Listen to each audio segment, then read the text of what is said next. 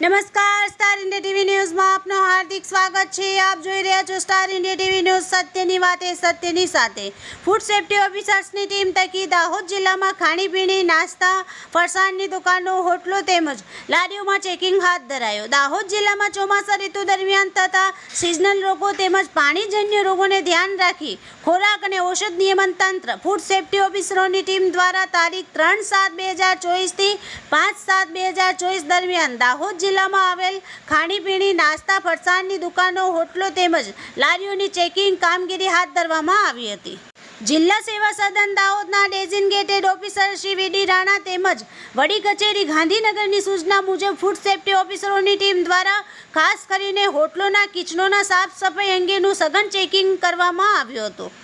ઉપરાંત નાસ્તા, ફરસાણ બનાવતી દુકાનોમાં તળવા માટે વપરાતા તેલનું ટીપીસી મશીન દ્વારા તેલની ચકાસણી પણ કરવામાં આવી હતી। ટીપીસી વેલ્યુ વધારે પ્રમાણમાં આવેલ તેલને બાયોડીઝલ સાબુ બનાવતી ફેક્ટરીઓમાં તાત્કાલિક ધોરણે આપવા વેપારીઓને કડક સૂચના આપવામાં આવી હતી તથા એકના એક તેલમાં નાસ્તા, ફરસાણ ન તળવા વેપારીઓને સમજાવવામાં આવ્યા હતા।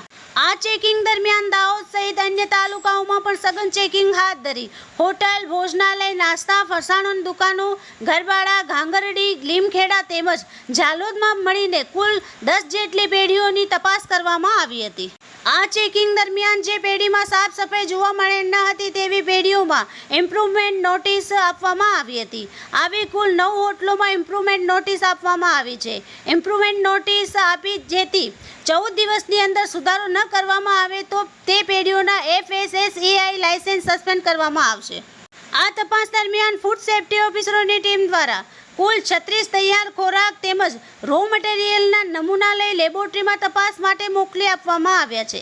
વધુમાં આ તપાસ દરમિયાન હોટલો, રેસ્ટોરન્ટમાં અવારનવાર નીકળતા જીવજંતુ બાબતે હોટલો, રેસ્ટોરન્ટના માલિકોને ફરજિયાતપણે પેસ્ટ કંટ્રોલ કરાવવા માટેની સૂચના આપવામાં આવી હતી।